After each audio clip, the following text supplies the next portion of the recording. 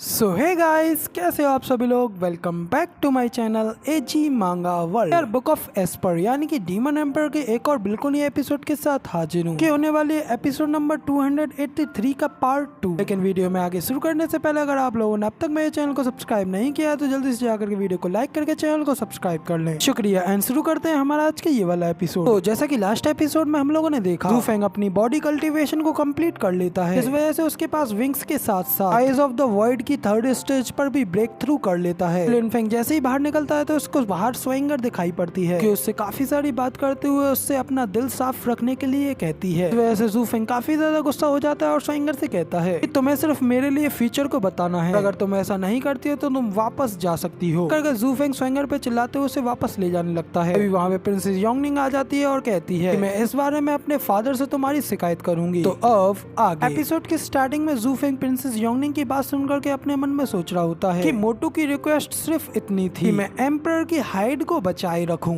Imperial family में एक दूसरे प्रिंसों के लिए सभी सिर्फ एक दूसरे के खिलाफ ढोंग करने के लिए नहीं है, वो केवल एंड में इस सब की सफरिंग्स को सहने के लिए ही है। तो अब इधर जू फेंग ये सब सोचने के बाद आगे कहता है कि मिस स्वेंगर, जब आपके ग्रैंडफादर ने मुझे आपको मेरी केयर करने के लिए दिया था तो उन्होंने मुझसे कई सारी बातें की थी, मगर लेकिन इस सब में से एक चीज के ऊपर उन्होंने सबसे ज्यादा जोर दिया था, वो ये था कि आप मेरे लिए काफी ज्यादा यूजफुल रहेंगी, मगर लेकिन अब अगर आप मेरी मदद नहीं कर सकती हैं तो मेरे पास आपको अपने साथ रखने की कोई वजह या कारण नहीं है। और हमारे इस ब्लू क्लैन को दो बिना कारण की केयर और सलाह देने वालियों की जरूरत नहीं है। इधर जू फेंग की ये बात सुनकर के कि जू फेंग दो लोगों के बारे में कह रहा है, ये सुनकर के मिस जिया भी थोड़ी चौंक जाती हैं और शर्माते हुए अपने मन में कह रही होती हैं कि क्या जू फेंग दूसरा मेरे बारे में कह रहा है क्या। इधर मिस जिया ये सब सोच ही रहे होते हैं कि तभी स्वेंगर भी जू फेंग की ये सारी बातें सुनकर के काफी ज्यादा सैड हो जाती है और वहाँ से दुखी होकर के रोते हुए भागने लगती है, जिसे देख करके प्रिंसेस योंगनिंग और मिस जिया भी उसे रोकने के लिए उसको आवाज लगाती है। फिर प्रिंसेस योंगनिंग और मिस जिया भी स्वेंगर को रोकने के लिए उसके पीछे जाने लगती हैं। कि पीछे खड़ा हमारा जू फेंग अपने मन में कह रहा होता है कि मेरे ये वर्ड्स बिल्कुल ठीक वैसे ही काम कर रहे हैं जैसा कि यून क्लैन के न्यूट्रल्स करते हैं, और मुझे इस बात की भी परवाह नहीं है कि होली मेडन किसी दूसरे फैक्शन में जाकर के मिल जाए। जू फेंग के ये सब सोचने के बाद हमें स्वेंगर की ओर दिखाया जाता है क्योंकि अभी भी दुखी होकर के वहाँ से रोते हुए जा रही होती है। तभी एक बंदे को दिखाया जाता है, वो बंदा भी घबराते हुए भागते हुए स्वेंगर की ओर ही आ रहा होता है। नेक्स्ट सीन में दिखाते हैं कि दोनों लोग भागते हुए एक दूसरे से टकरा जाते हैं, जिससे कि वो दोनों ही लोग पीछे की ओर जाकर के गिर जाते हैं। फिर हमें उस बंदे की ओर दिखाया जाता है कि कोई नहीं बल्कि हाई प्रीस्ट का ही एक स्टूडेंट होता है। तभी उस स्टूडेंट को देख स्वेंगर उससे कहती है कि जियाओ डोंगजी, तुम आखिर यहाँ पर क्या कर रहे हो। इधर स्वेंगर की बात सुनकर के जियाओ डोंगजी घबरा करके रोते हुए स्वेंगर से कहता है कि सिस्टर स्वेंगर,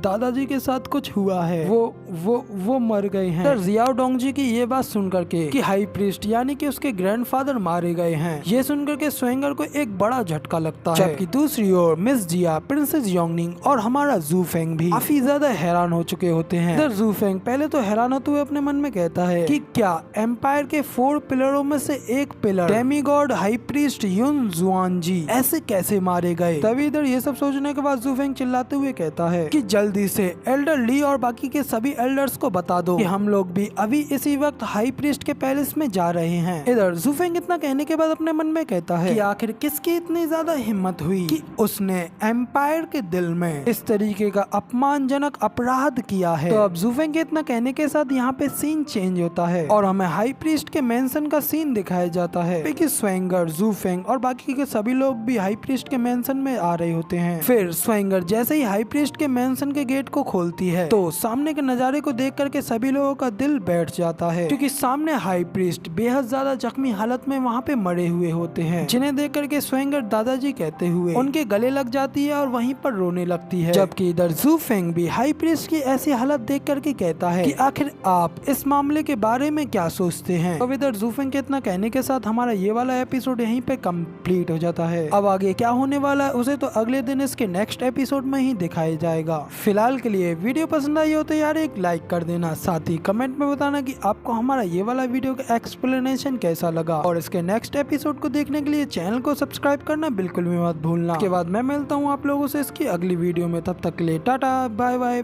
फिर मिलते हैं।